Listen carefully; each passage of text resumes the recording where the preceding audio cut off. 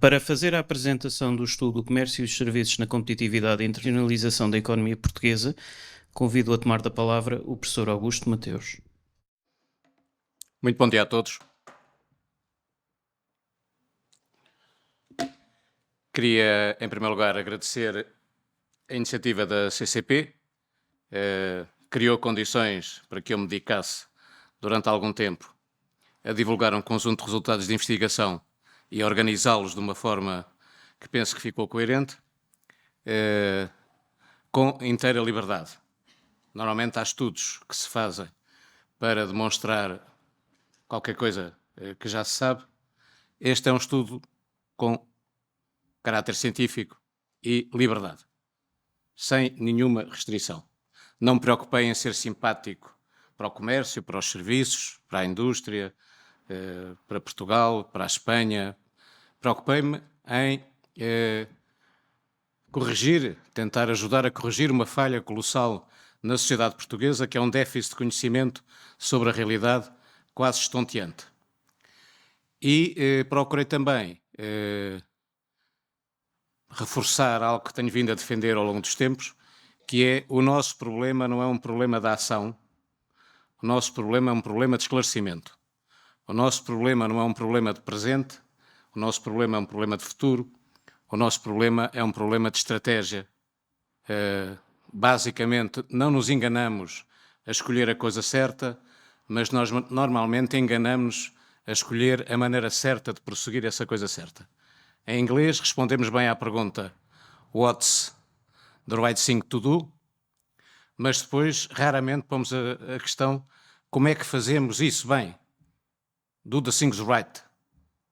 O que é importante? Cuidar da saúde dos portugueses, cuidar da educação dos portugueses, cuidar da competitividade das empresas, tudo o que é importante, cuidar do equilíbrio no território, cuidar dos mais fracos, cuidar dos mais favorecidos, cuidar dos mais inovadores.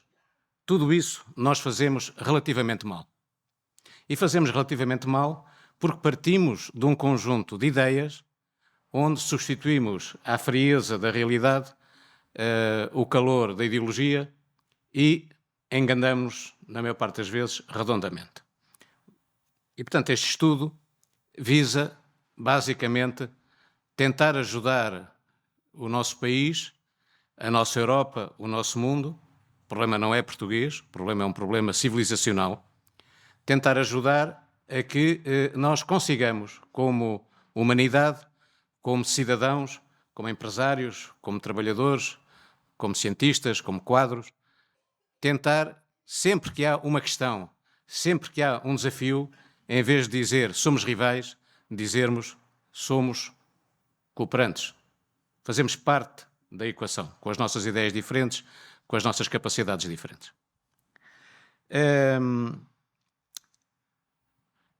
Brincando um pouco, eu não tinha a última capa, portanto estou a apresentar um livro que não existe, porque a capa está errada. Os mais argutos terão percebido. Mas, basicamente, este estudo, portanto, visa olhar para um período relativamente longo. Certas coisas são olhadas desde o final dos anos 50, outras coisas são olhadas porque nós não vivemos em economias nacionais relativamente fechadas que depois se abrem de vez em quando. Nós vivemos num mundo globalizado e, portanto, para analisar ao nível de um mundo globalizado, nós temos atualmente a possibilidade de o fazer, segundo a metodologia que eu adotei, a partir de 1995. Portanto, tem aqui um período muito longo e um período longo mais curto, que nos traz 1995 até às vésperas da pandemia. Dirão, mas então, onde estão os dados de 2022, 2023? Não estão.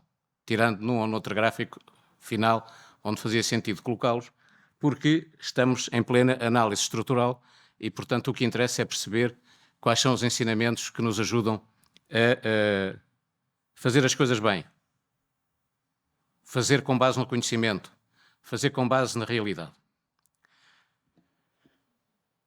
Vou tentar fazer um milagre, que é reduzir isso tudo ao tempo útil que me dão, e E, portanto, muito rapidamente, objetivos, metodologia e organização. Objetivos. Basicamente, perceber que o mundo não está a mudar, o mundo já mudou. Nós já não vivemos num mundo de mercadorias. As pessoas não compram casacos, calças, sapatos, ácido sulfúrico, detergente. A economia está penetrada por ativos intangíveis, culturais. As pessoas vivem de maneira muito diferente. O tempo das mercadorias já foi. Há um número muito reduzido de simples mercadorias. Mesmo os refinados de petróleo não são estritamente mercadorias. São basicamente mercadorias, mas não são. Não é?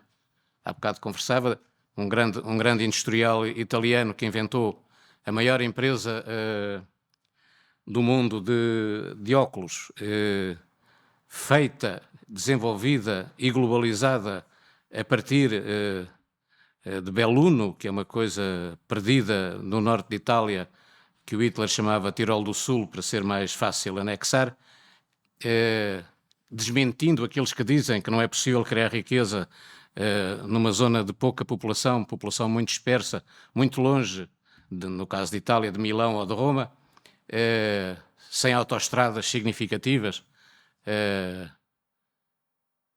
Fez isso tudo com base numa coisa muito simples, que foi, agarrou nos óculos e perguntou, isto é para quê? E toda a gente lhe respondeu, há 80 anos, é para ver? E ele respondeu, não, é para ser visto. Isto é moda, não são óculos. Para ver são as lentes, mas eu não faço lentes, eu faço armações e lentes não graduadas. E, portanto, esta coisa que pode parecer simplicíssima, não se compra. Uma empresa que só vende aquilo que compra é uma empresa que não produz riqueza. Só se produz riqueza quando vendemos algo que não compramos. A coisa mais fácil de produzir sem comprar é a inteligência, é a qualidade, é o discernimento, é a identificação mais depressa do que outros das verdadeiras necessidades das populações, das outras empresas. Há uma grande economia, muito desenvolvida, com um papel absolutamente fundamental na globalização, inserida num conflito político e numa solução política por construir, que é Taiwan, ou Formosa, se quiserem valorizar o passado português, que desde muito cedo definiu uma estratégia que todos consideraram louca. Não faz sentido. Que foi, nós não gostamos de consumidores finais, nós gostamos de consumidores empresariais.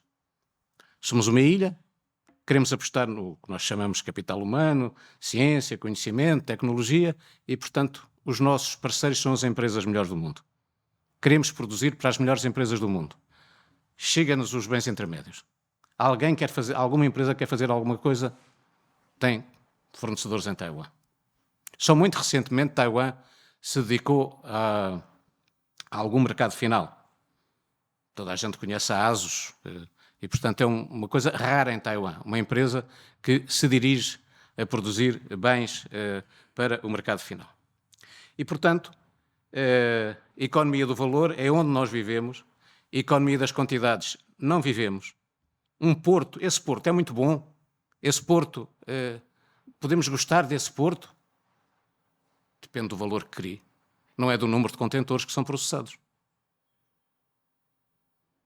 Esse hospital funciona bem? Depende dos cuidados. Não é do número de camas, nem no número de médicos, nem no número de enfermeiros. É da qualidade sustentável dos serviços que presta às pessoas que necessitam desse ato extraordinário que é ir a um hospital. Para o hospital funcionar bem, tem que haver um ato normal, que é os cuidados básicos de saúde, que são próximo de casa ou próximo do emprego.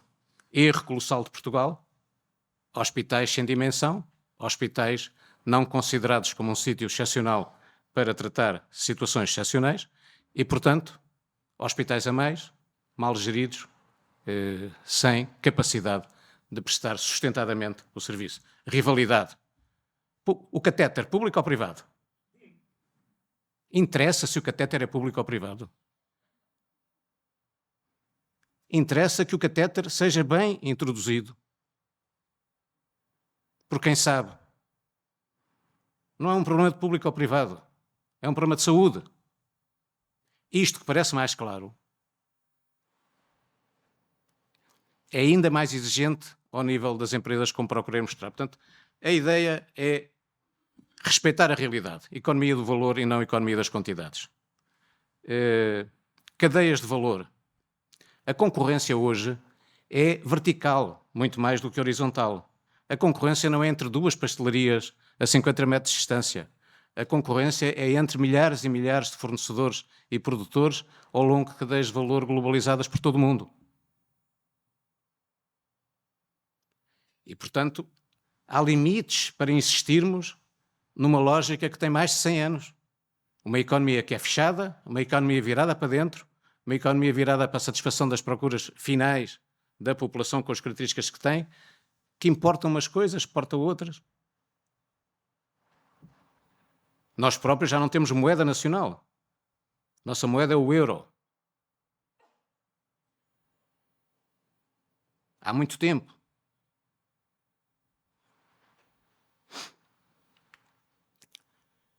Metodologia. Basicamente, eu aproveitei um bom produto da não rivalidade, um bom produto da cooperação. A Organização Mundial do Comércio e a OCDE desenharam há muito tempo um projeto para poder fazer uma coisa que é medir onde é que está o valor acrescentado em qualquer coisa que se faz em qualquer parte do mundo. Isto é, para além de sabermos como é que as cadeias de valor se articulam, o que é necessário para levar um determinado produto ao mercado, e um produto que é uma mistura de um bem com um serviço, que tem fatores intangíveis, que tem um conjunto de características que o distinguem de uma simples mercadoria, nós podemos saber tudo sobre onde está o valor acrescentado. E, portanto, como irão ver num dos gráficos que eu vou mostrar, quando eu comparo as exportações, por exemplo, com o produto interno bruto, e eu digo, as exportações cresceram muito quando as comparo com o produto interno bruto, o que me interessa é o valor acrescentado das exportações. Não são as importações que estão nas exportações, porque essas importações que estão nas exportações são o valor acrescentado de outras economias. E, portanto, não se refletem no nível de vida da população, não se refletem nos rendimentos dos trabalhadores, não se refletem nos rendimentos dos fatores produtivos. E, portanto, se eu meço mal a tensão arterial, se eu meço mal os sinais de necessidade de cuidados de saúde, eu não presto os cuidados de saúde. Tenho problemas terapêuticos gravíssimos. E, portanto, nós temos problemas terapêuticos gravíssimos na economia. Medimos mal a realidade. Tiramos conclusões erradas. E, finalmente, a ideia era chegar a coisas que possam ser úteis do ponto de vista daquilo que têm que ser irmãos, que é a estratégia empresarial e a política económica. Nenhum empresário, por melhor que seja, consegue dar o seu contributo a desenvolver uma atividade empresarial sem se articular com outros. Se eu quiser produzir riqueza para os acionistas de uma empresa, para os proprietários de uma empresa, a melhor maneira que eu tenho é criar riqueza para outros. Criar riqueza para os trabalhadores, criar riqueza para os fornecedores, criar riqueza para os territórios que nos acolhem. Se eu não ligar a essa criação de riqueza, eu crio menos lucros para quem é proprietário. É o que se chama a partilha do valor, que é muito mais importante do que a redistribuição do valor. A partilha do valor é, digamos, um sistema imunitário desenvolvido para ser mais resiliente. A redistribuição do valor é a redistribuição do que se conseguiu, que pode ser relativamente pouco. Só por acaso é que é muito. Portanto, seguisse uma lógica em que diagnóstico, medição, fazer ciência é medir em grande parte. Fazer ciência não é escrever muito. Faz ciência quem mede, quem sabe medir. As próprias disciplinas científicas não são rivais.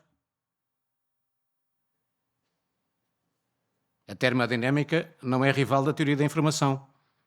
A equação básica do Boltzmann é igual à equação básica do Shannon, que inventou a teoria da informação. para poder usar o telégrafo de forma eficiente do ponto de vista económico, gerindo a redundância, porque o canal tinha muito ruído e era muito difícil transmitir bem pelo canal do telégrafo. E, portanto, as coisas não são... Uma universidade é um sítio onde há serendipidade, palavrão. O que é serendipidade? É a convicção de que um médico que estuda medicina ao mesmo tempo que um engenheiro que estuda engenharia e um economista que estuda economia, ficam os três melhores na sua profissão. Porque têm mais horizontes. Percebem o que há de comum em qualquer abordagem científica e o que é diferente nas várias abordagens científicas. Portanto, é esta lógica que seguiu, como já vos disse, vários períodos, e termino o estudo com um conjunto de soluções. Um conjunto de propostas para a política económica. Sabem-me dizer qual é a política económica prosseguida por Portugal nos últimos 20, 25 anos? Eu sei onde o Estado gastou o dinheiro. Eu sei que de vez em quando surge dinheiro de Bruxelas. E nós, em vez de usarmos o dinheiro de Bruxelas para financiarmos e darmos força às opções que temos, inventamos rótulos para os dinheiros. Há dinheiro, vamos gastar. Como é que gastamos? Faz lá uns textos, põe lá umas agendas para podermos gastar o dinheiro. Portanto, em vez de ser o dinheiro a viabilizar mais rapidamente, mais fortemente determinadas estratégias, são umas palavras genéricas, todas ingênuas, todas insuficientemente detalhadas para justificar o gasto do dinheiro. Claro que uma empresa, para se desenvolver, tem que se tornar competitiva. Lá para Alice não diria melhor. Mas como é que aquela empresa se torna mais competitiva? Isso é que é dificuldade. Não é dizer que ela vai gastar dinheiro na competitividade. Portanto, eu estou a ser provocador porque a situação é dramaticamente má. Há um predomínio excessivo da ignorância, da mediocridade, da ausência de informação, da ausência de conhecimento. As pessoas, em grande parte, têm responsabilidades, aceitam responsabilidades ao mais alto nível, não percebendo o que é que têm que fazer, não conhecendo a realidade, desrespeitando o país, a sua população e o seu futuro. Quando se passa dos 70, fica-se com esta característica, que é o que é. Felizmente há pessoas com 10, com 20, com 30, com 40. Eu tenho 73 e, portanto, comporto como uma pessoa com 73 anos que tem uma carreira, tem uma vida, sabe fazer bem um conjunto restrito de coisas, sabe fazer muito mal um conjunto muito mais alargado de coisas e não pactuo, e este estudo foi mais uma prova de que não pactuo, com ignorância, mediocridade, ausência de informação. Por mais interessante que pareça a declaração que se faz. Eu procurei apresentar-vos o estudo em torno de um conjunto de gráficos que mostram bem coisas que são importantes. É isso que eu vou fazer o mais depressa que puder. Economia portuguesa desde 1958. Se olharem à esquerda, têm as grandes atividades. A vermelho está o comércio e serviços. No final dos anos 50, tínhamos quase um terço no comércio e serviços, que está encarnado, um terço nas produções primárias, agricultura, silvicultura, pecuária, pescas e, digamos, um terço na indústria, um bocadinho menos. Hoje temos 3/4 nos serviços transacionáveis, 2,8% nas atividades primárias e 13,9% na indústria. Nós podemos gostar de outra maneira. Há pessoas que estão aqui na sala, que eu conheço bastante bem, que são fantásticas no seu mundo industrial.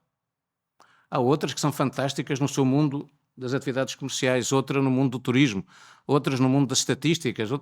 Mas a realidade é aquela. A nossa economia não é uma economia de indústria. Não é economia de agricultura, nem é uma economia de serviços.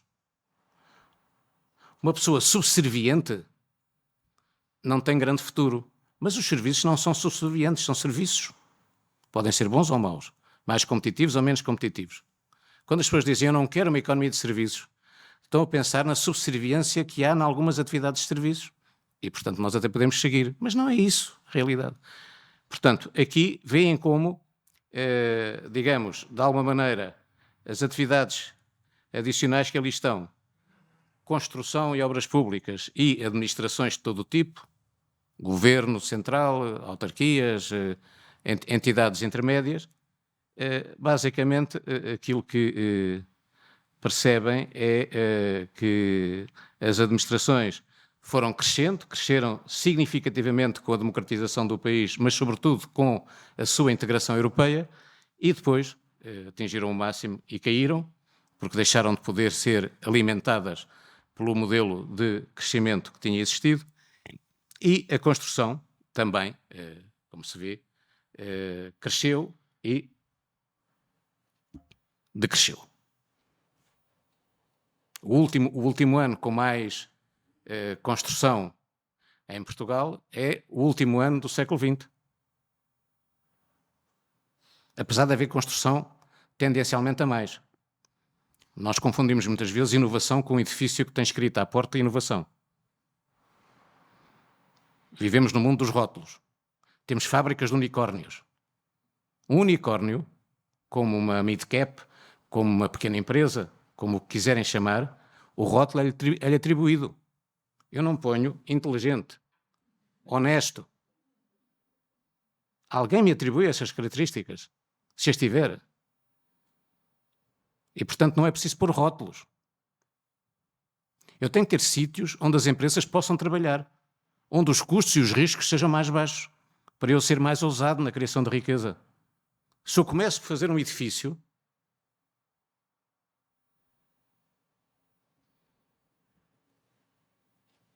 aqui, 4 grandes funções macroeconómicas. A macroeconomia, a propósito de quê? Garantir o consumo das famílias, garantir o consumo das administrações, garantir o investimento e garantir as exportações. Se eu não garantir as exportações, não consigo importar. Não há milagres em economia. É absolutamente laica a economia nessa matéria. Sem investimento não há crescimento. Até isso se desaprendeu em Portugal. Em Portugal, recentemente, alguém começou a inventar que podia haver crescimento sem investimento. Não há muita procura. Há muita procura. Se eu aumentar a procura, tenho mais crescimento. Não. Se eu aumentar a procura, transmito aos investidores informação útil no sentido de que vale a pena investir. E valendo a pena investir, eu vou ter crescimento. Se eu não investir, a economia não cresce. O crescimento é a propósito da capacidade de criar riqueza, é a propósito do que se chama produto potencial. Não é a propósito da taxa de utilização. E, portanto, se virem, nós tínhamos 66% da nossa riqueza. Isto é sempre líquido, é sempre valor acrescentado. Quando não for, eu digo. É só valor acrescentado. Não é os contentores. É o valor que se criou nos contentores, não é o papel higiênico. É o valor que se criou a produzir o papel higiênico, certo? E, portanto, 66% da nossa riqueza no final dos anos 50 ia para alimentar a função consumo das famílias, com o acrescento de que era um consumo muito baixo, de que eram famílias pobres, pouco educadas, com um modelo de consumo quase sem serviços. Depois têm, digamos, o valor acrescentado gerado no consumo público. Vai por aí acima, alcança em 2005 o seu máximo de 21,2 e está em 16,5 no último ano, em 2018. Crise financeira internacional, crise da dívida soberana, ajustamento. Depois têm, digamos, as exportações. Vai subindo, felizmente. 15, 24, 21, 19, 30. As exportações, em valor acrescentado, vão ver este número várias vezes, 29,9%, não são 50%, que são exportações brutas sobre o PIB. Isto é o valor acrescentado a exportar no conjunto do valor acrescentado produzido na economia portuguesa. pouco, muito pouco. Uma economia muito fechada. Portugal não é uma pequena economia aberta. Os meus colegas não me perdoam isto, mas eu também não nos perdoo usarem a expressão pequena economia aberta sem mais. Portugal é uma média economia relativamente fechada. E como média economia relativamente fechada, está, como me aconteceu uma vez em Seul, conhecia mal Seul. Em Seul anda-se muito debaixo do chão, aproveitando a rede de metro para não andar em cima a atrapalhar o trânsito, e portanto achei que já sabia andar em Seul, e numa manhã que tinha livre, fui pela rede de metro e saí. Quando saí, tinha à minha esquerda 100 mil manifestantes e à minha direita 20 mil polícias. Não é? E estava eu, que voltei imediatamente para baixo, como é evidente, mas a economia portuguesa está mais ou menos nessa situação, que não é suficientemente grande, nem é suficientemente aberta. E só pode tornar-se um pouco maior que precisa se abrir mais. Portugal não chega para satisfazer as necessidades dos portugueses. Eu, para satisfazer as necessidades dos portugueses, as necessidades de desenvolvimento das empresas portuguesas, tenho que exportar mais. Ou, para ser mais rigoroso, como mostrarei a seguir, tenho que me internacionalizar mais. Tenho que encontrar quem valorize o meu trabalho, quem valorize a minha capacidade. E quem valoriza o meu trabalho e a minha capacidade não está apenas em Portugal, porque a economia se globalizou. Grandes eixos de mudança. Peço desculpa.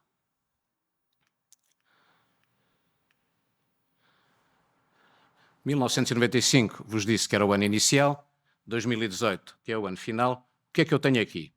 Tenho em baixo as grandes funções macroeconómicas. Tenho o total, valor acrescentado bruto total, e depois tenho consumo das famílias, consumo público, formação de capital e exportação. Se olharem para a exportação, em 1995, 44,9% das exportações eram bens. Serviços, 33,3%. Comércio, 19,1%. Serviços coletivos, 2,7%. Okay? Portanto, nós exportávamos em 1995 44,9% de bens. Em 2018, 37,4%. 33,3% de serviços, 41,8%. Comércio, 19,1%, 18,3%. Administrações públicas, serviços coletivos, 2,7%, 2,5%. Portanto, as nossas exportações são largamente dominadas por serviços, em termos de valor acrescentado. Okay? Porquê? Porque há serviços nas exportações e porque há muitos serviços nas exportações de bens que sem esses serviços não são competitivas. Como iremos ver, as empresas conheceram um processo que tem um nome feio, mas é o melhor até agora, que é um processo de servitização, isto é, produzem bens com cada vez mais serviços, sejam internos, dentro de casa, seja adquiridos fora de casa a outras empresas. Eu usei esta designação, portanto, em anglo-saxónico as coisas resultam mais claras, em português nós tentamos ser excessivamente criativos com a língua portuguesa. Depois somos muito nacionalistas, inventamos que saudade é uma palavra que só há em português. Em castelhano, saudade é añorança. Quer dizer rigorosamente a mesma coisa, mas nós inventamos que não. Só nós somos o país da saudade. É um reflexo cultural de muitos erros de não reconhecimento da realidade. E, portanto, serviços à produção, serviços mistos, serviços ao consumo, serviços coletivos, serviços imobiliários, comércios. Isto é o que é usado e, portanto, nada disto é completamente parcelizado. Um automóvel é sempre misto, tanto serve um particular como serve uma empresa e, portanto, eu tenho dificuldades em querer fazer ali uma divisão numa coisa que é utilizada por todos os potenciais utilizadores e, portanto, é só para vos dar uma ideia do que foi a metodologia usada para depois aparecerem um conjunto de coisas. A um nível mais fino, depois verão, mas podem olhar para a exportação, vejam como bens industriais são estes, digamos, azuis menos claros, passámos de 35,7 para 28,9. Bens primários 639, bens secundários que basicamente são energia e outros bens articulados à lógica ambiental, 3,2, 4,5. E se forem aos serviços, veem como os serviços à produção passam de 16,3 para 18,6, como os serviços ao consumo passam de 9 para 13,7 e como os serviços mistos passam de 8 para 9,5. Serviços mistos têm logística, serviços ao consumo têm turismo e, portanto, toda a gente depois perceberá porque é que os números... Mas estes são os números, não são o que eu acho. Eu tenho sempre uma sensação, vou à pastelaria onde tomo um pequeno almoço e fico com uma sensação do que está a acontecer aos croissants. Vou a uma loja onde compro roupa e fico com uma sensação sobre o que está a acontecer. Mas isso não é a realidade, é a minha sensação. Não se faz economia com sensações. Faz com números. E cada número destes que aqui está tem álgebra matricial e tem milhões de números por trás. Aqui que só aparece 8,0%. Nem conseguiu pôr uma casa decimal significativa. Ficou 8. É o que dá. Do ponto de vista da transformação estrutural, continuidades, mudanças e especificidades. Mudou muito, mas houve muita coisa que continuou. Há um conjunto de coisas específicas a Portugal. E, portanto, o nosso processo é um processo que tem grandes mudanças, mas muitas continuidades, muitas especificidades. Excessivas continuidades, excessivas especificidades. O que é que tem aqui? O gráfico é corriqueiro, portanto, tem o ranking com um número, o ranking é a posição na hierarquia do valor acrescentado, e têm o valor no peso relativo no valor acrescentado. A vantagem destes gráficos é que o nariz fica maior ou mais pequeno, as orelhas ficam maiores ou mais... Basicamente é uma expressão fácil de ver. Não é muito diferente.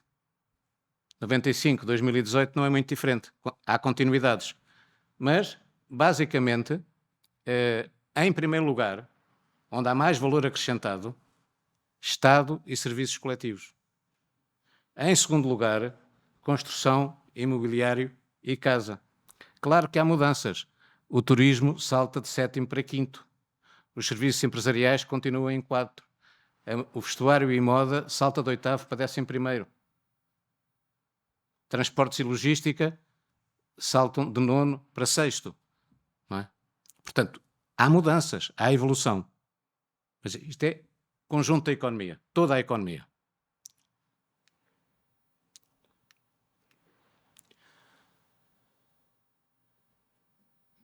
Consumo das famílias.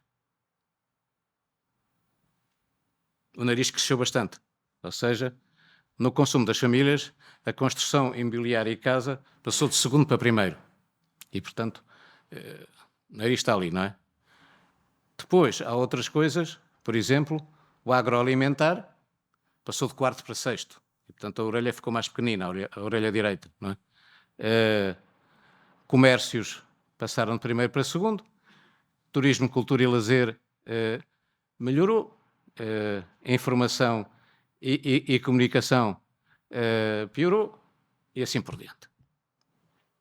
Mudança. Estes números não são aqueles a que estão habituados. Estamos sempre só a falar de valor acrescentado. Eu posso ter um restaurante que serve 50 refeições e produz mais valor acrescentado que um restaurante que serve 100 refeições. Não é? Portanto, quando é o valor acrescentado, não são os fluxos brutos, são os fluxos líquidos. Uma empresa mais eficiente, como é que nós vamos resolver o problema da humanidade no seu planeta? Tornando a humanidade menos pesada para o seu planeta. Fazendo mais com menos. Conseguindo satisfazer as necessidades e melhorar a satisfação das necessidades, pesando menos sobre o planeta. É o nosso desafio. Não é esbofetearmos a propósito de meio grau. O planeta não tem futuro se as pessoas se esbofetearem. O quê? Tu aceitas 1,5%? Eu só aceito 1%. que é que isto tem que ver com o aquecimento do planeta? Tem que ver com televisão, tem que ver com comunicação, tem que ver com excitação, tem que ver com convívio entre pessoas. Não tem nada a ver com resolver os problemas da humanidade. Exportações. Algumas mudanças significativas, mas basicamente o perfil de exportações tem mais que ver com mudanças no seio da indústria do que com outra coisa, com a alteração da lógica industrial e com, obviamente, o crescimento significativo em Portugal dos serviços empresariais e do turismo. E, portanto, está ali para depois verem, tem o estudo, mas se quiserem mais condensado, está ali, basicamente um país que se meteu em provas, que se meteu em trajetórias, que se meteu em estratégias, que basicamente tem duas partes. Uma parte mais fácil e uma parte mais difícil. Recuperar o atraso em relação à realidade europeia é muito mais fácil do que ganharmos posições na globalização, como o presidente da CCP dizia a propósito das cadeias de valor. Garantir o acesso à educação é muito mais fácil do que garantir a qualidade da educação. Dar os primeiros passos de modernização do capital físico de uma empresa é muito mais fácil do que ganhar peso e força nos novos fatores competitivos. E, portanto, a economia portuguesa, à medida que vai seguindo o seu caminho na União Europeia, à medida que vai seguindo o seu caminho na globalização, vai subindo, vai tendo escadas, não vai a descer, é cada vez mais exigente, é cada vez mais difícil. E eu continuo com o mesmo esforço, com a mesma inteligência e com objetivos cada vez mais distantes da realidade.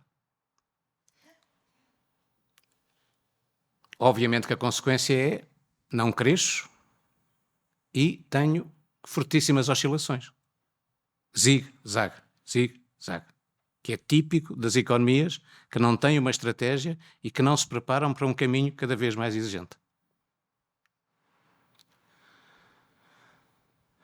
Basicamente, o nosso crescimento demasiado extensivo, isto é, mais do mesmo, insuficientemente inovador, claríssimo, e suportado por uma fraca produtividade. Já lá iremos.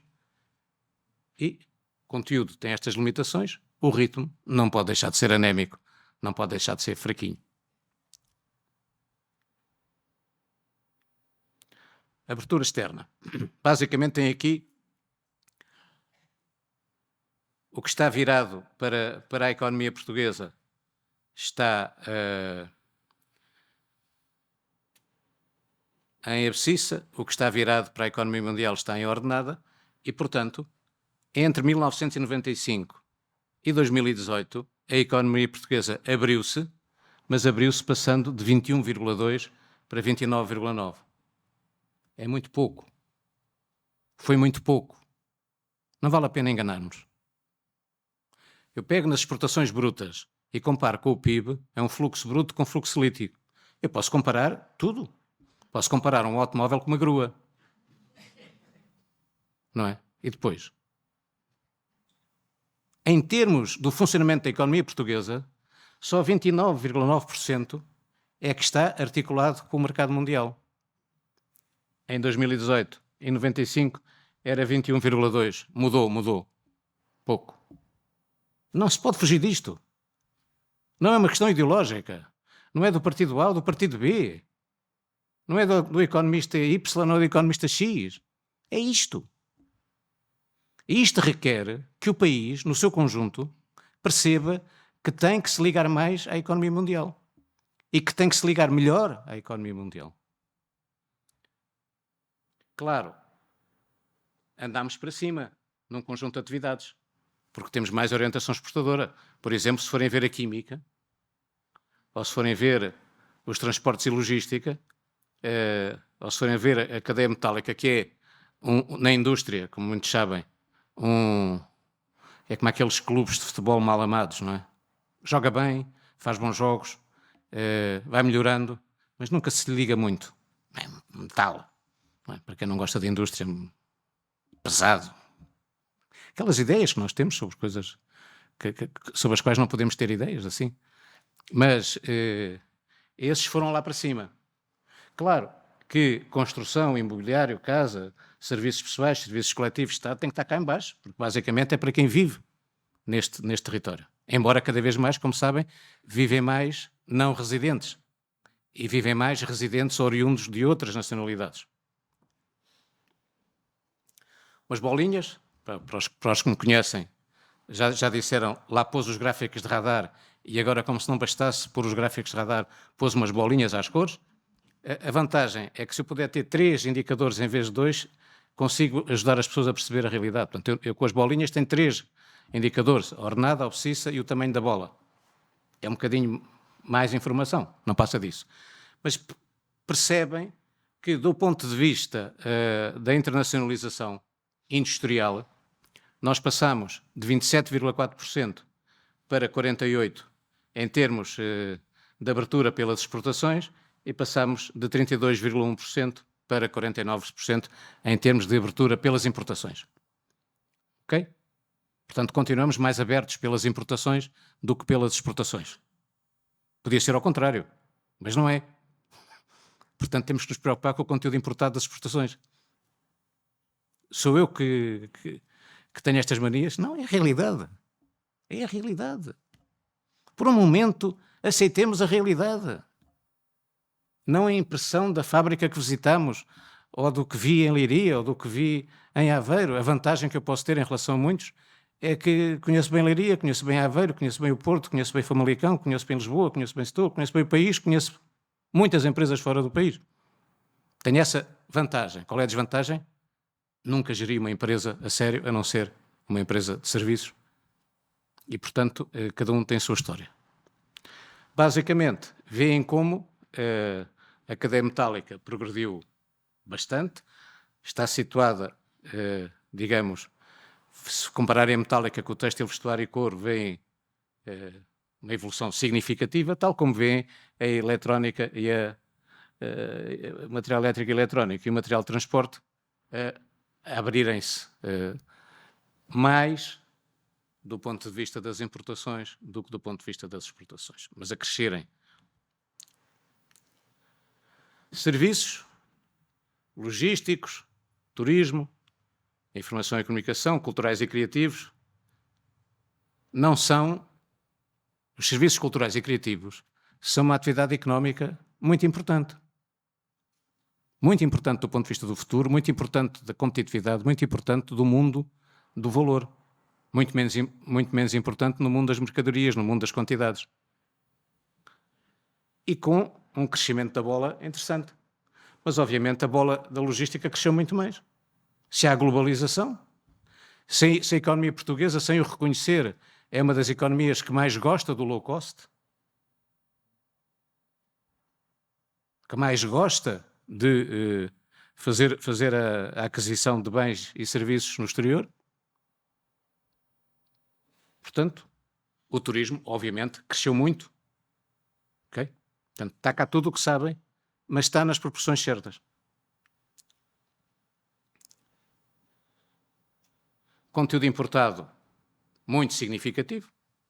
Conteúdo importado, isto é, da procura final, total, e, portanto, nas exportações, passámos de 23% de conteúdo importado nas nossas exportações para 30,7%.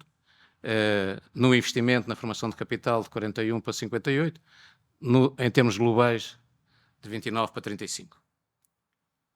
Se for só a produção nacional, aqui é toda a procura final. Aqui, só com origem na produção nacional. Portanto, na exportação, eu passo de 23% para 30%, no total, 17% para 20%, e, obviamente, tenho um aumento muito significativo da penetração das importações. E chegamos a uma coisa que eu vou perder um minuto, porque é muito importante. Aqui têm indústria, portanto, metálica, alimentar, florestal, têxtil e vestuário, materiais de construção, química, material de transporte, elétrica e eletrónica. As grandes cadeias industriais. A tracejado são os fluxos brutos, o valor das exportações, com tudo lá dentro, incluindo as importações. A linha contínua são os fluxos de valor acrescentado. Se forem ver, vejam eletrónica, material de transporte e química. Química tem um conjunto de atividades, inclui medicamentos, inclui um conjunto alargado de atividades que se globalizaram muito depressa. Portanto, se eu for, por exemplo, ao material de transporte, houve um tempo em que a discussão errada em Portugal se fazia: para que é que nós estamos a apostar na porcaria do têxtil? Têxtil e vestuário. Uma coisa lá para cima, com Ferraris à porta, trabalho de menores, uns tipos a encherem-se. Os semanários, os jornais gostavam, as televisões faziam reportagens sobre isso. Não há fumo sem fogo. Havia Ferraris. Havia crianças a trabalhar. Mas isso não caracterizava aquela realidade. Não era o traço principal. E era preciso descobrir, porque não estava assim tão à vista. Portanto, o que a gente tem que fazer é investir no automóvel. Como é tudo com atraso, como eu chego com atraso, normalmente, a um conjunto de coisas, o que eu chamava automóvel era o têxtil do presente. Portanto, eu queria trocar o têxtil pelo têxtil do presente. Já tinha passado o tempo do têxtil, do ponto de vista de dinamismo, e, portanto, eu estava entusiasmadíssimo com o automóvel. O que é que acontece no automóvel? Vejam aqui no conjunto do material de transporte que o valor em valor acrescentado é muito menor do que em fluxo bruto. É tão simples quanto isto. 1/3 das exportações industriais de Portugal são material elétrico, eletrónica e automóvel. 1/3. Têxtil, vestuário e calçado, 10%. 1/10. Em valor acrescentado, material elétrico, eletrónica e automóvel, 13%. Têxtil, vestuário e calçado, 18%. Portanto, apesar de coisas fantásticas, o conteúdo importado da Auto Europa é muito grande. A Auto Europa vende muitos carros, produz muitos carros, está integrada num grupo fortíssimo, tem uma produção muito significativa, mas o valor acrescentado é fortemente diminuído pela importação daquilo que depois é montado para além do que é produzido na Auto Europa. Não tem mal nenhum. É assim. Como é em muitas outras fábricas. Nós não conseguimos foi criar uma articulação entre vários grupos produtores de automóveis. E estamos em dificuldade por causa disso. Mas penso que fica claro a vantagem de usarmos valor acrescentado em vez de fluxos brutos. E depois temos a dificuldade, corre tudo mal.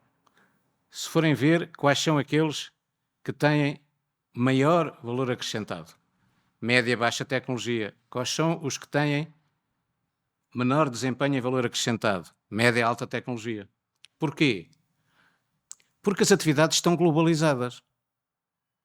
Isto aqui é automóvel, isto aqui é química. Não, isto aqui é uma parte do automóvel, isto aqui é uma parte da química.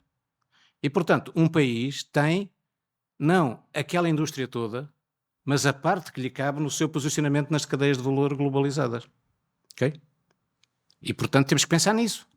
Não vamos ao rótulo. O automóvel em Portugal não é o automóvel na Alemanha. Os medicamentos em Portugal, das empresas globais, não são os medicamentos nos Estados Unidos, ou na Suíça, ou na Alemanha. São uma parte. A política pública é muito importante, porque eu, se quiser maior valor acrescentado na indústria de medicamentos, tenho que ter os nossos melhores hospitais a fazer ensaios clínicos.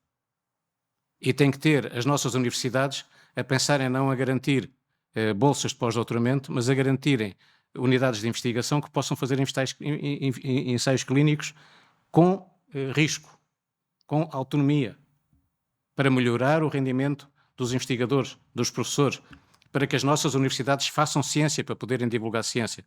Quem não faz ciência não a consegue divulgar. Serviços. Claro, quais são os serviços em que temos menos valor acrescentado em relação aos fluxos brutos?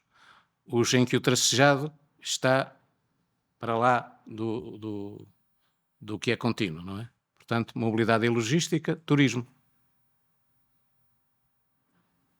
Claro que a mobilidade e logística cresceu muito.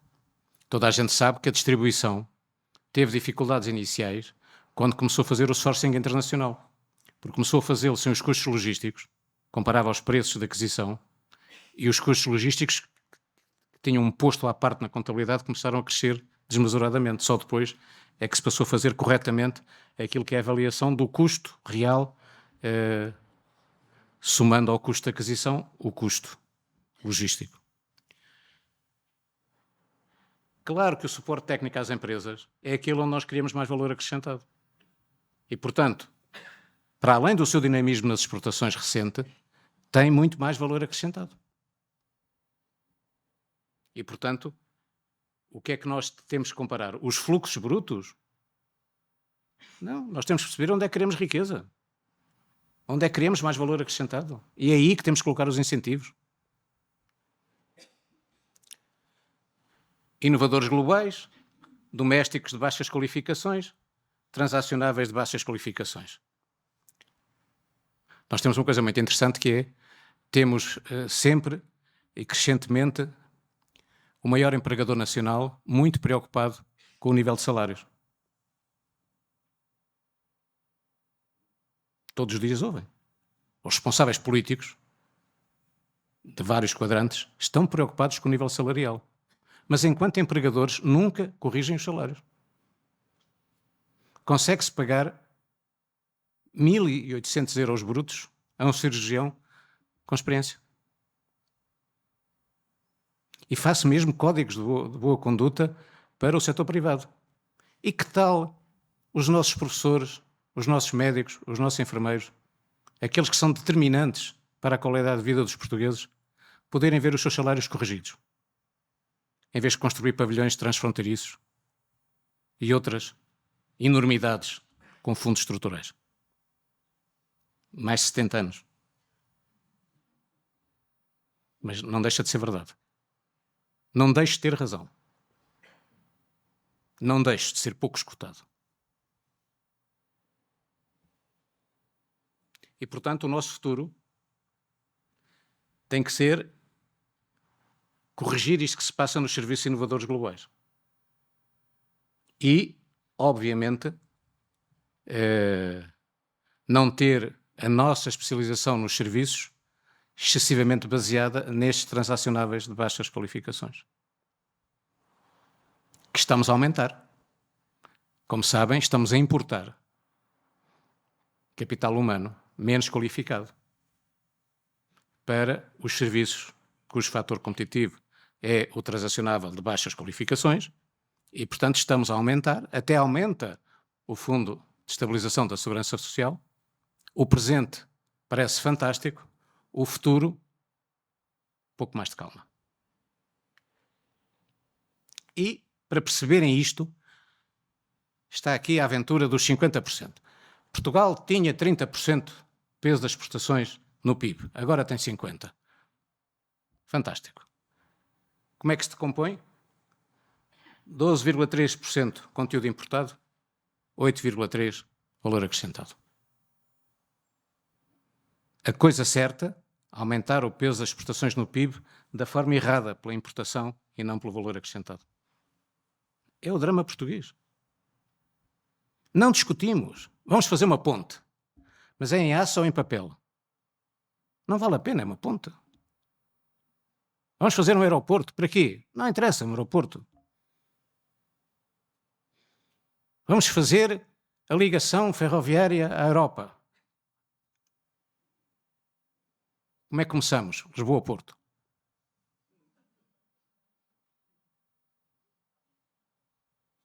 70 anos.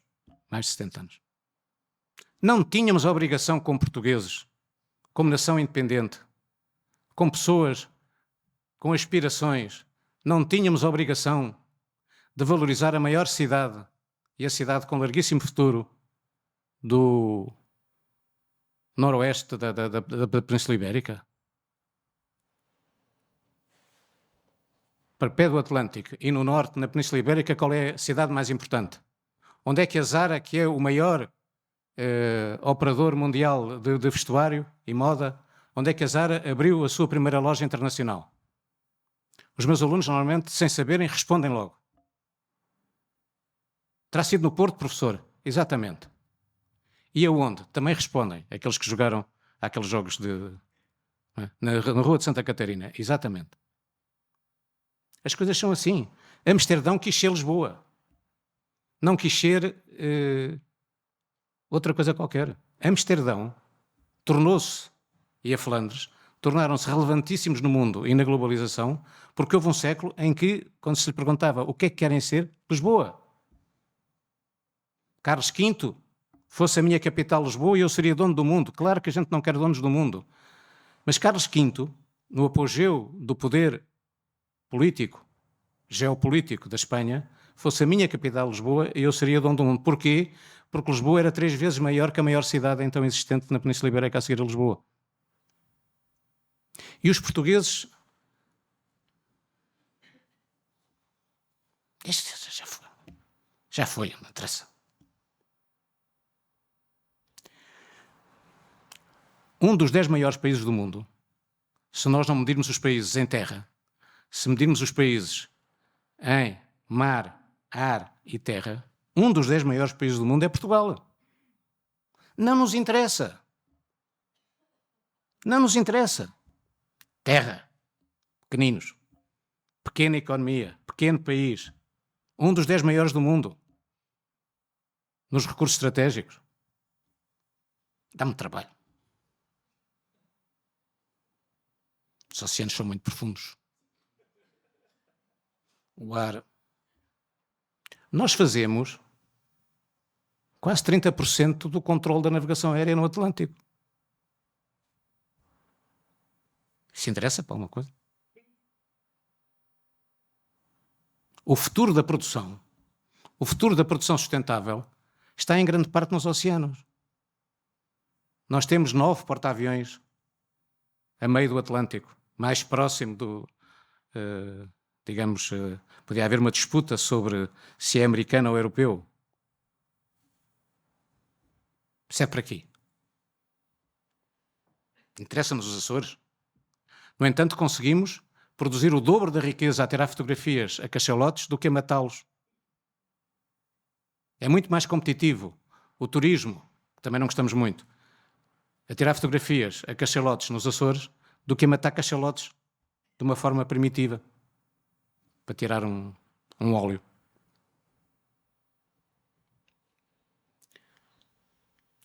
Já estou atrasado, portanto vou... Três gráficos seguidos. Terceirização global da economia portuguesa. Está aqui. Produção total, mercado doméstico, exportação. Produção total, mercado doméstico, exportação.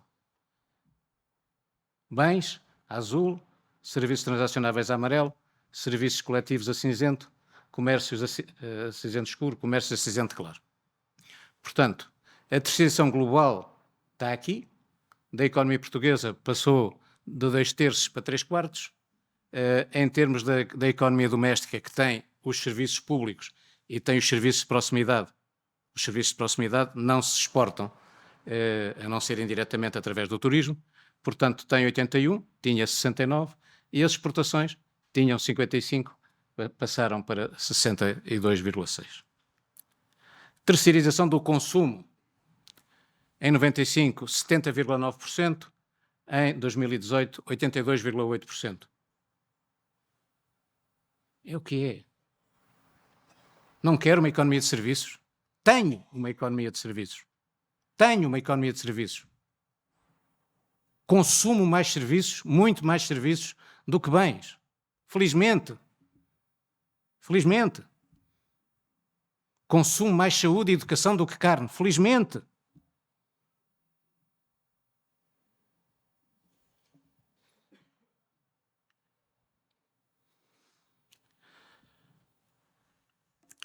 terceirização já é feio. Não é? As economias terciárias são as economias em que há mais serviços. Não é? Setor primário, agricultura, floresta. Setor secundário, indústria, construção, eletricidade. Setor terciário, tudo o resto. Okay? Mas há outra coisa que é, os serviços entram pelo consumo e entram pela produção. Os serviços na produção têm duas formas. Uma são a tal servitização, mais serviços na produção interna. As empresas industriais têm mais serviços internos e contratam mais serviços fora, chamada servitização externa. Servitização externa, servitização interna. Como sabem, a logística meteu-se no meio e apropriou-se das pontas. A logística apropriou-se das pontas do comércio e serviços e das pontas da indústria e da agricultura em termos de produção. E passou a desenvolver um conjunto de serviços. Portanto, as formas de servitização interna e de servitização externa articulam-se umas com as outras, mas são a realidade. Muito menos forte. Certo? Vendo o que eu apresentei, é muito mais forte a terceirização do consumo ou a terceirização global da economia do que os serviços dentro da produção de bens. Nós continuamos rivais, isolados, separados. E esse é um problema que tem que ser corrigido. Mais uma vez, os tais gráficos difíceis. E vejam que a nossa economia, em termos dos diferentes grupos de serviços, têm uma realidade em que os serviços imobiliários para o consumo passaram de quarto para primeiro. Isto é uma coisa a que não se presta atenção. Porquê é que isto é assim? Basicamente, porque num dia em que Portugal, durante um ano, não faça nada, o PIB são 22 mil milhões de euros. Porquê? Porque eu tenho que contabilizar bem os serviços que as casas de que sou proprietário me prestam. Portanto, tenho que tratar como se fosse uma casa alugada, uma casa que é propriedade de um comprador que pode estar endividado, mas que é proprietário da casa. E, portanto, no PIB português, mais de 10% são rendas fictícias, imputadas, que é o serviço que as casas compramos em cheio desde que a taxa de juros baixou a meio dos anos 90, certo? E, portanto, eu não posso pegar no PIB, isto vinha nas estatísticas, tirei daquela publicação, vi no jornal. Claro, mas ao menos saiba aquilo que está a usar. E, portanto, nós, como tivemos um surto de aquisição de casa própria, temos um PIB fictício que transmite aquilo que é a sensação do nosso nível de vida, porque vivemos naquela casa que nós compramos a crédito, com seguro de vida e às vezes com fiador, mas não é riqueza produzida, do ponto de vista de a podermos utilizar noutra atividade. É riqueza presa àquela função. E aqui têm, digamos, a realidade e veem como,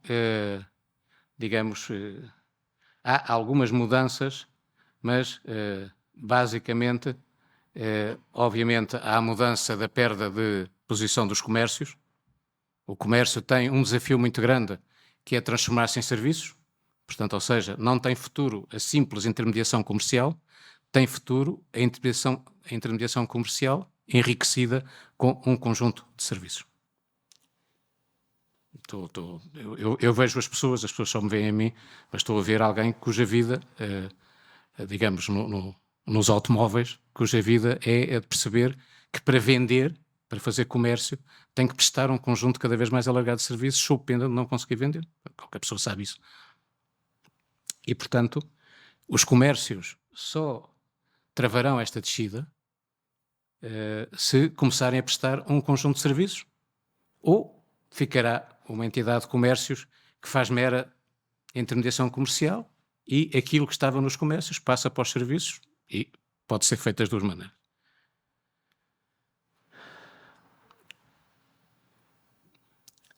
Mais uma vez, se eu invisto em formar pessoas, se eu invisto em dar educação superior a pessoas, que ao fim de 10, 15 anos se vêem com clareza no mercado de trabalho, mas nada faço para qualificar a procura dessas pessoas, o que é que acontece? Estou a criar pessoas com ensino superior. Estou a investir fortemente nisso, nomeadamente através de universidades públicas. E não invisto nada na qualificação das empresas. Não falo com as empresas. Então, estão a pensar fazer o quê?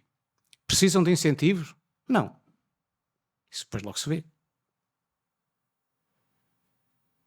Aqui é a mesma coisa. Então, numa sociedade terciarizada, numa sociedade em que os fatores competitivos são cada vez mais exigentes, em que para uma economia como a portuguesa, vos tento explicar, nós só temos futuro naquilo que é diferenciação.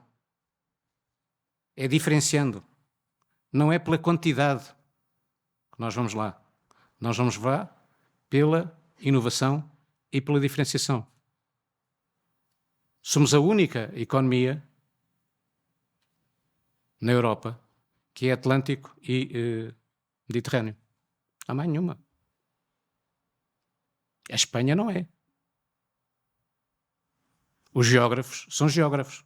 Como geógrafos, Orlando Ribeiro, claríssimo, Portugal, um híbrido Mediterrâneo-Atlântico. O que é que isso dá em termos de agricultura? Dá que um conjunto de produções que surgem primeiro em Portugal, inovadores, todos os anos.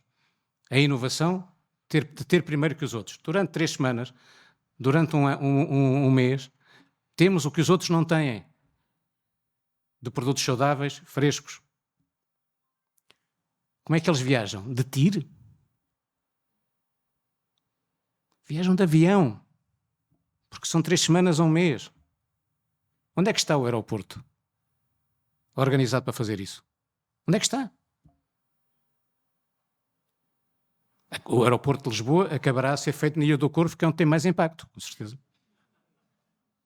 Toda a gente comprou um aviãozinho de plástico na tabacaria da esquina, comprou um mapa de Portugal e anda com o avião de plástico. Não discutiu uma linha sobre que tipo de aeroporto. É aeroporto de pessoas, é aeroporto de mercadorias, que combinação tem, que tipo de serviços presta. Tem que ter taxas baixas? Talvez dê jeito. Então, mas para ter taxas baixas tem que fazer mais atividades do que transportar pessoas e mercadorias. Tem que aglomerar um conjunto de atividades, que é para as receitas que tem nessas atividades poder baixar as taxas. Não compliques. Aeroporto. Felizmente não temos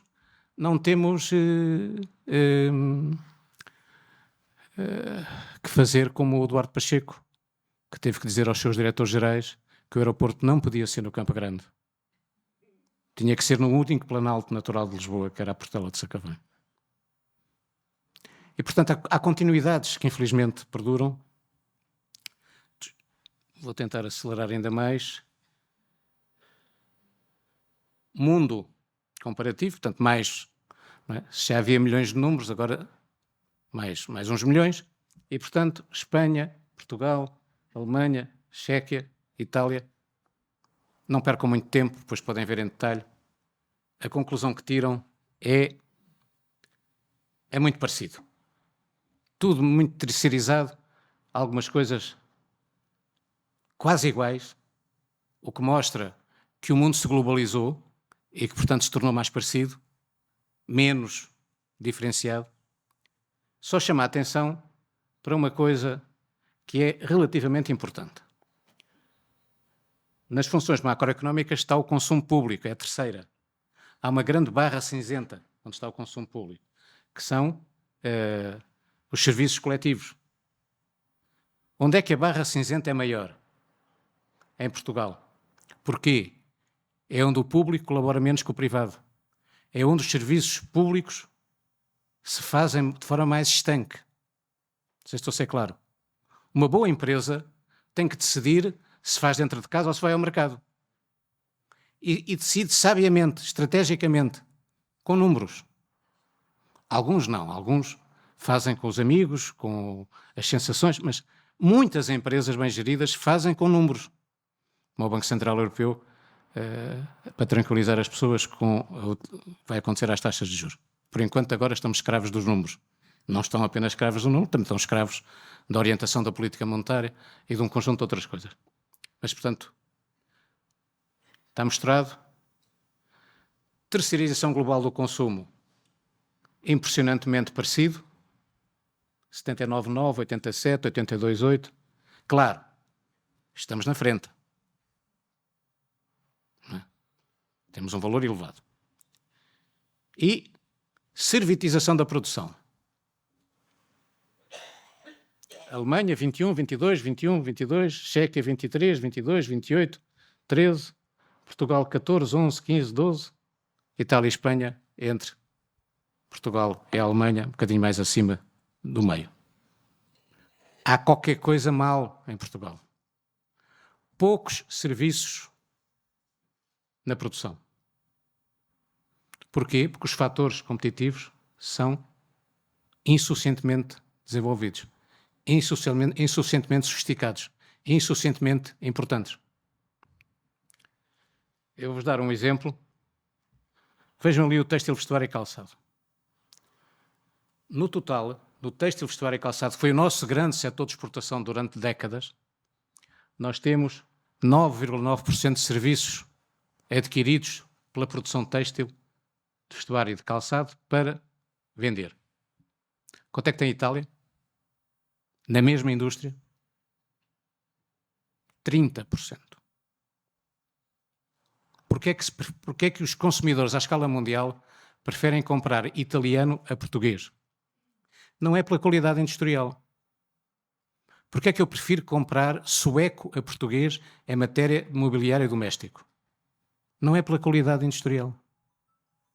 É pelos serviços. 70 anos.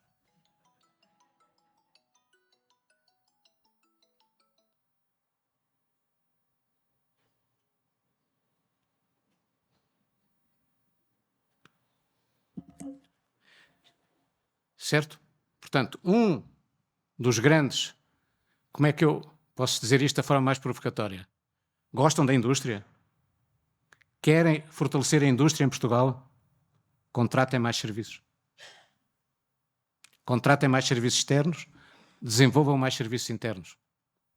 As grandes empresas capital-intensivas do têxtil em Portugal não faliram e conseguiram desenvolver-se porque se servitizaram para tomar conta da base da cadeia de valor e poderem vender tecidos com moda e não tecidos que sempre tinham feito. Ao fazerem isso, o preço de venda subiu 4 vezes. O valor acrescentado aumentou muitíssimo. Okay? Situação em que nós estamos. Crescimento. Aparentemente nós temos um mistério, que é Portugal está sempre bem, trimestre a trimestre. Ao fim da década, há ali qualquer coisa que não correu bem, e ao fim de 25 anos, aconteceu isto. Mas o senhor é contra o partido A? Não. É contra o partido B? Não. Gosta mais do partido C? Não. Estou só a mostrar o que aconteceu. Não tem partidos aqui. Infelizmente, só tem pouco crescimento económico. E quase nenhum investimento. Portugal é o único país da Europa, está aqui a vermelho, que em termos de investimento, investiu sempre menos no século XXI do que no século XX. É difícil. É difícil conseguir 24 anos a investir sempre menos do que tínhamos investido. Sempre a crescer. Sempre a crescer bem. Estamos a crescer mais que a Europa. Há limites. Há limites. Parem. Parem. Parem. Concentrem-se em governar bem. Concentrem-se nos incentivos corretos para que o país possa progredir. A situação do investimento é calamitosa. Em termos de ajustamento, aqui é 2004, 2008, 2009, 2013, 2014, 2018. Portanto, pré-crise financeira e ajustamento, pós-crise financeira, vejam o que aconteceu ao investimento público. Mete-se assim, qual é o país que está mais em baixo? Portugal. Investimento das empresas e das famílias. Portugal fez assim, a Itália fez assim, a Espanha fez assim, toda a gente fez assim, menos a Irlanda e a Grécia que ainda está numa situação mais difícil que Portugal e que a Espanha e que a Itália.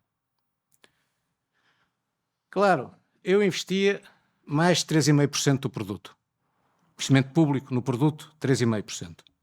Agora, neste período mais difícil, chegámos a 1,9%. Claro, 3,6 para 1,9 só pode dar contas certas. As contas certas é com investimento, não é sem investimento. As contas certas é com serviços públicos melhorados, não é com serviços públicos deteriorados. Não há contas certas em Portugal. Portugal continua com uma dificuldade de financiar aquilo que é o seu estado social, aquilo que é a ambição da sua população, aquilo que são as possibilidades dos seus recursos. E uma economia que se distorceu completamente. Isto é, a evolução do consumo. Consumo em Portugal cresceu do princípio da crise financeira até à atualidade 15%, pouquíssimo. De 2008 a 2023 crescer 15% é insignificante. Mas a população residente viu o seu consumo crescer 6,8%. E a população não residente preencheu dos 6,8% para os 15,3%. Estão ali as duas curvas. A residente é o cinzento mais claro. O preto é o consumo de toda a população e esta curva louca, o consumo dos não residentes, que obviamente com a pandemia veio por aí abaixo e foi por aí acima. Ok? Queremos uma economia distorcida, a exportar capital humano qualificado e importar capital humano menos qualificado, a exportar pessoas que são decisivas para a estratégia de desenvolvimento do nosso país e a importar pessoas que são úteis para o consumo? Queremos? Defendamos publicamente, ganhemos eleições a defender isso. E obtemos o direito e o dever de governar. Não queremos? Organizemos a economia. Não é fechar fronteiras. Portugal tem que se internacionalizar, Portugal tem que se abrir. É organizar isto de outra maneira. E, portanto, o resultado disto tudo está ali. Portugal tem, portanto, tem os números, olhem só para a direita. Portugal tem pouco mais de metade da produtividade das 15 economias mais desenvolvidas da União Europeia. Ok? Porquê é que está a mostrar esses números? São realidade, eu não gosto destes números. Mas prefiro mostrá-los a escondê-los. Temos 53% da produtividade. Temos 54% do poder de compra internacional. Isto é, nas operações de repartição, ainda conseguimos ir ali buscar mais 1%. Não saindo de Portugal, aos preços de Portugal, mais corretamente aos salários de Portugal, porque muitos serviços eu pago os salários e, portanto, é isso. Pago muito pouco pelos médicos, pago muito pouco pelos enfermeiros, pago muito pouco pelas pessoas altamente especializadas. Ficando só em Portugal, eu tenho 72%. Não é mau. Com 53% da produtividade, chegar a 72% do poder de compra, não é mau. E o nível de consumo? 84%. Porquê? Não invisto, não poupo. Sexta-feira à noite. 70 anos. Sexta-feira à noite. O presente. Esse o futuro é para os economistas, uns maluquinhos a fazerem os cenários. Não é? E, portanto, taxa de investimento. O nível de investimento em Portugal comparado com o nível de investimento nessas economias. A Áustria, a Alemanha, a França, a Suécia, 78%.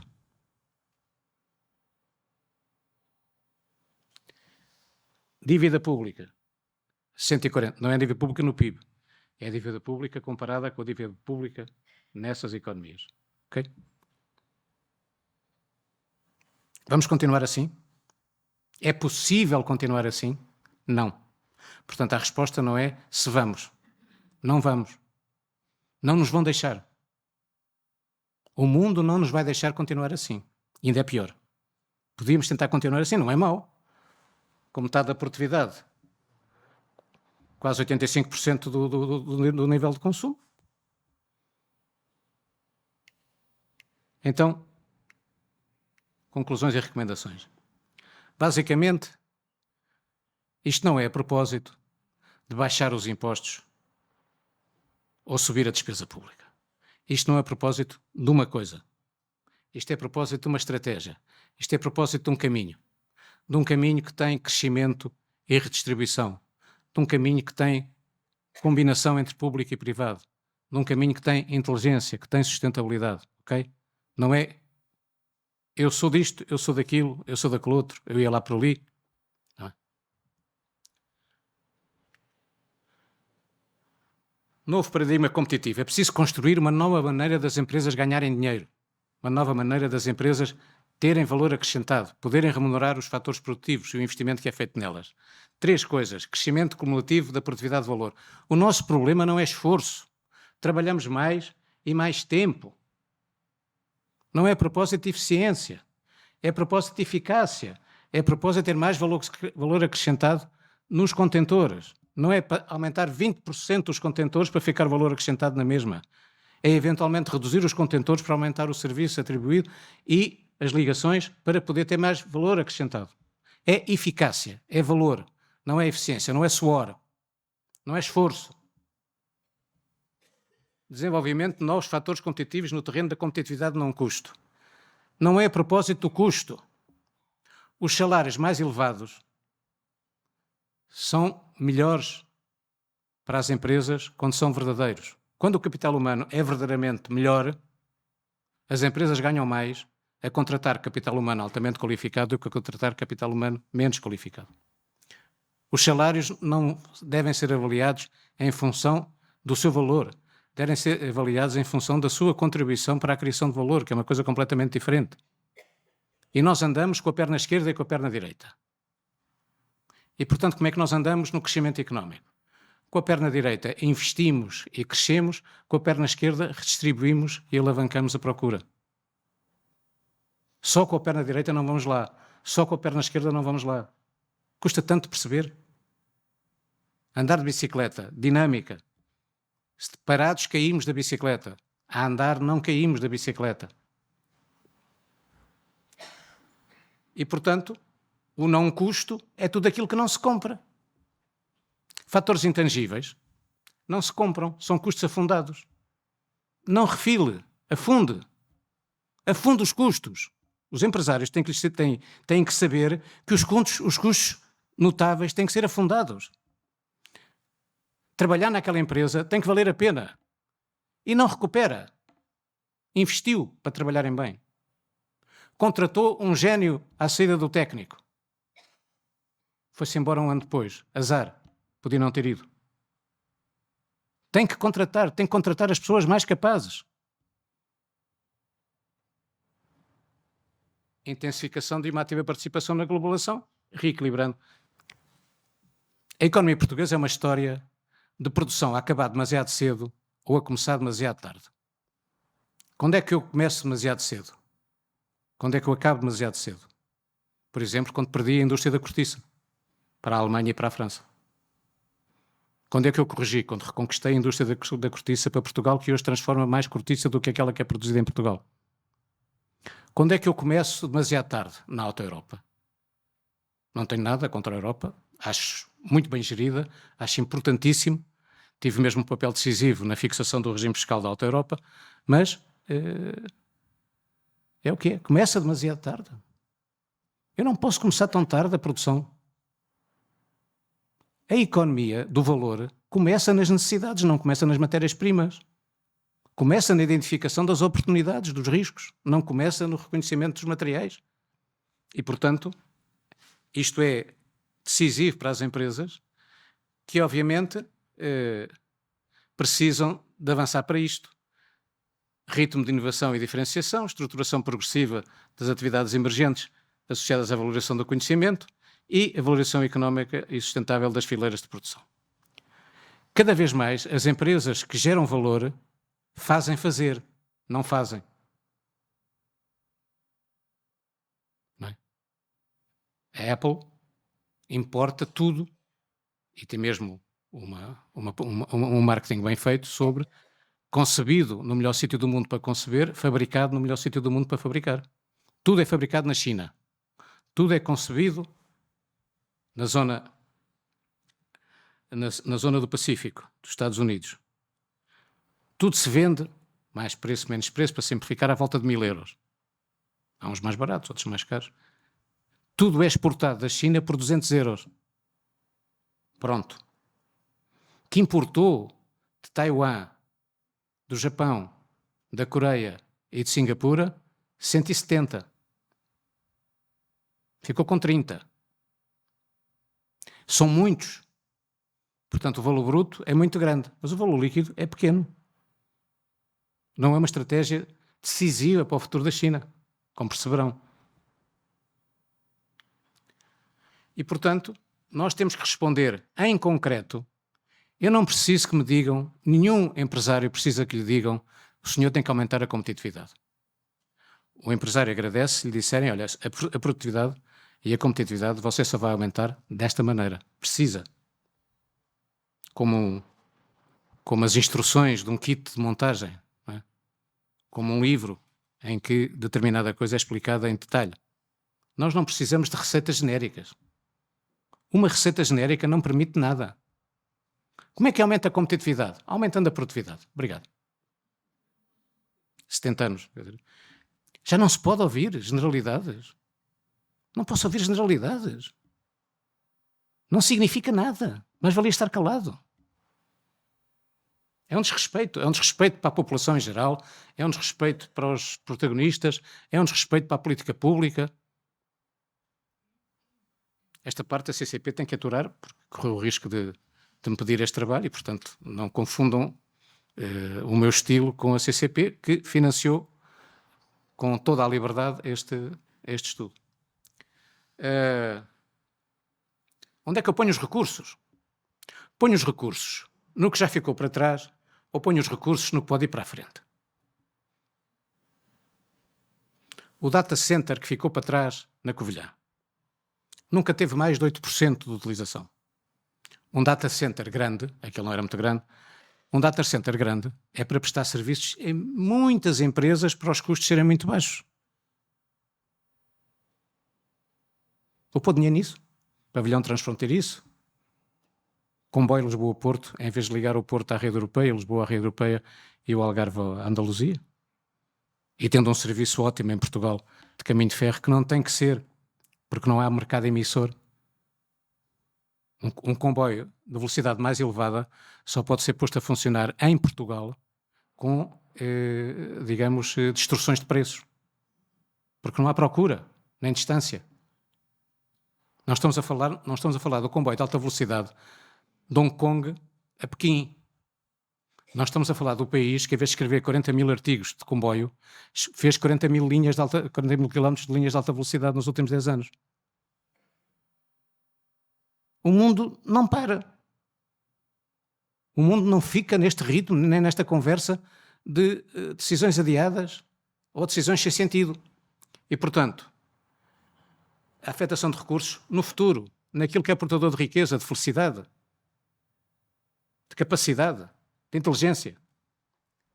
Bom investimento. O bom investimento é uma despesa que deu certo. Nenhum economista resolveu esse problema. Então isto vai dar certo? Não sei. Tem uma boa probabilidade, mas não sei. Colaboração. Público-privado, privado-social, público-social, empresas entre empresas. As empresas portuguesas colaboram muito pouco entre si. São muito pouco diferenciadas. Precisam de ser mais diferentes umas das outras. Precisam de ser como aqueles miúdos em que um é mais alto e vê mal e outro é mais pequenino e vê bem. E os dois juntos são melhores. As empresas têm que se especializar. É especializando que se tornam mais eficazes, conhecem melhor o mercado, conhecem mais cedo. E, finalmente, resolver as restrições financeiras do setor público e do setor privado. O setor público não tem sustentabilidade para a sua despesa, a não ser aumentando sistematicamente os impostos, e o setor privado não tem autofinanciamento. Portanto, não liberta suficiente autofinanciamento para assumir as suas responsabilidades. Depois, as famílias, as empresas, estão alavancadas financeiramente e, portanto, ultra vulneráveis à subida das taxas de juros. Toda a gente sabe. Toda a gente sabe. Reencontro do turismo com o país e do país com o turismo é essencial. Nós precisamos de turismo de valor acrescentado. Precisamos de valorizar aquilo que é identitário de Portugal, as experiências que podemos desenvolver. E, obviamente, não precisamos de turismo não identitário. Não precisamos de turismo de massa. Precisamos de fazer crescer o turismo, mas precisamos de fazer crescer o que o turismo dá ao país. E precisamos de resolver essas contradições. O pior que podemos fazer é, depois de ter dado ao alojamento local, por exemplo, durante alguns anos, um regime fiscal absolutamente tonto, porque é que uma hotelaria específica devia ter um IRC que era menos de 4 vezes o IRC que as empresas pagam? Porquê? O que é que Portugal ganhava com isso? A fingir que era reabilitação urbana? Não era reabilitação urbana. Não é economia de partilha. Estamos cheios de rótulos. O alojamento local não é economia de partilha. Começou como economia de partilha e transformou-se numa nova forma de hotelaria de apartamento. Toda a gente sabe. Reposicionamento do país nas plataformas de concorrência e cooperação. 20% da população no mundo desenvolvido já trabalha em plataformas digitais, na parte digital e na parte física. Ou seja, com a bicicleta como a tartaruga, não é? Com a bicicleta e a carapaça da tartaruga às costas, ou a trabalhar nas plataformas digitais. 20%. Portanto, nós precisamos de gerir isso. E, finalmente, reapreciação da natureza do papel do comércio, já referi. Está aqui. Vou acabar. Não chega melhorar as empresas. É preciso melhorar a política económica. É preciso ter política económica. Chega de não ter política económica. Porquê é que não temos política económica? Porquê é que um hospital não tem urgência? Ou porquê é que um hospital não tem medicina interna? Que é mais parecida com isto é ali um carinho para o meu médico que está na sala. E, portanto, política económica é aquilo que os governos modernos têm que ter nesta complexidade, nestes riscos. Não é política financeira apenas. A política financeira é uma condição necessária, mas não é uma condição suficiente. Eu tenho que ter contas certas, tenho que ter equilíbrio. Não posso dar passos mais largos do que a minha perna. Mas a minha perna tem que ser movida não pelos aspectos financeiros, pela ambição da estratégia económica.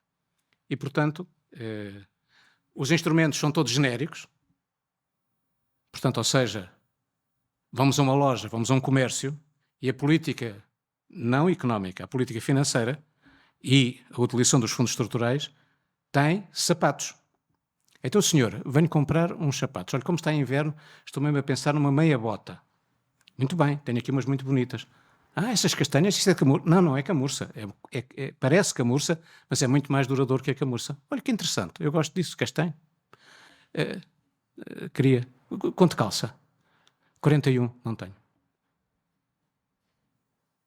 Eu tenho bota. Por acaso estas foram feitas a partir de umas coisas que lá tinha, é um 34. Vamos, eu sou 41.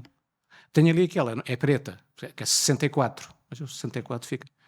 Portanto, a política para as empresas, para os agentes económicos, é genérica. Não aterra, não é? Eu não posso chegar a uma loja para comprar sapatos sem terem o meu número. Se eu sou uma pequena empresa a crescer, se eu sou o segundo maior estaleiro da Europa, que podia ter falido e desaparecido, mas felizmente não faliu nem desapareceu. Mudou de rio. Mudou do Tejo para o Sado. Deu trabalho. Mudou porque havia política económica. Sem política económica tinha falido. Como faliu o segundo maior estaleiro da Península Ibérica, o Euskalduna, que estava em Bilbao, onde está hoje, o que toda a gente sabe, um museu. Isso é um estaleiro, não cresce muito, produz bastante valor acrescentado, mais ou menos o mesmo durante todos os anos.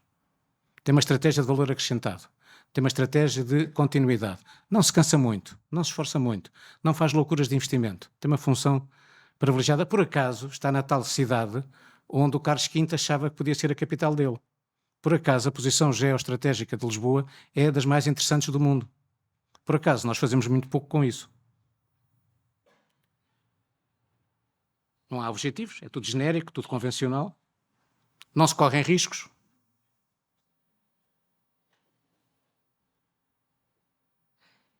E, portanto, não há pertinência da política. Os fundos estruturais, na maior parte dos casos, não são pertinentes. Não têm sentido para os agentes económicos. Inovação não se faz com faturas. Só se faz com faturas aquisição de máquinas. Se eu preciso de faturas para poder ter acesso a fundos estruturais, eu dificilmente faço inovação. O problema não é só português, é também europeu. É preciso priorizar as políticas transversais. Isto é microeconomia. É transversal. Mete tudo. Não é máquinas só. Não é pessoas só. Não é ciência só. Não é tecnologia só. É a empresa a melhorar, a conquistar novos mercados, a desenvolver mais valor acrescentado. E, portanto, são estas coisas que têm que se fazer. Não são por setores. Eu gosto é dos têxteis, eu gosto é do automóvel. Não gosto. Gosto da riqueza, gosto do valor acrescentado, gosto da redistribuição, gosto da melhoria de vida das pessoas. Não se meta naquilo que não sabe gostar. E, finalmente, esta realidade mostra que é combinando tudo isto que eu consigo conquistar crescimento económico, futuro, e está apresentado o que eu tinha para apresentar. Peço desculpa de ter sido longo, mas quando nos dão meses para trabalhar e podemos fazer, tornamos-nos menos eficazes. Portanto, é problema da economia portuguesa. Também aqui o exprimi. Podia ter falado menos tempo e dito as coisas fundamentais, mas este estudo deu-me algum gosto especial e acho que ajuda não tanto só a CCP, ajuda a CCP, que tem feito uma trajetória muito louvável de modernização e de tentativa de ajudar a economia portuguesa a avançar, e talvez permita que os portugueses, os empresários, os quadros, os cidadãos, os eleitores, os responsáveis políticos, por uma vez, olhem para o espelho. Imaginem isto como um espelho. Está lá a imagem. E vendo o espelho, nós comportamos muito melhor, comportamos de forma muito mais correta e somos capazes de nos dirigir aos verdadeiros problemas e enfrentá-los. De outra maneira, continuamos. O problema, qualquer pessoa percebe, é que estamos a chegar a um certo fim da linha. Não vai acontecer desastre nenhum. Não vai haver um terremoto. Portugal não vai desaparecer. Não vamos viver mal. Vamos é ficar definitivamente aquém de uma parte substancial da nossa margem de liberdade. Vamos desaproveitar duramente e duradouramente alguns dos nossos melhores recursos. E é isso que se deve impedir. É isso que é preciso que o mundo empresarial, o mundo da ciência, o mundo do trabalho, o mundo da inteligência se levante neste país para poder dizer basta de tanta dificuldade, basta de tanta arrogância, basta de tanta ignorância. Respeitem-nos, respeitem a realidade e avancemos não como rivais, mas como irmãos, como colaborantes numa coisa que só tem sentido prosseguindo o interesse geral e o bem comum. Muito obrigado pela vossa atenção e as minhas desculpas.